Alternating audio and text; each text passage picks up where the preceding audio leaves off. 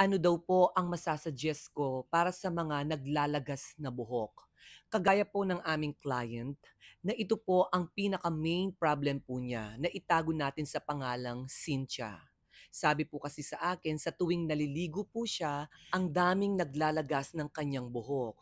Sa tuwing pagtulog naman niya at paggising niya, marami din pong buhok sa kanyang unan. At kapag nagbo-blow dry siya, pag pinapatuyo niya ang kanyang buhok, marami din pong buhok sa sahig-sahigan.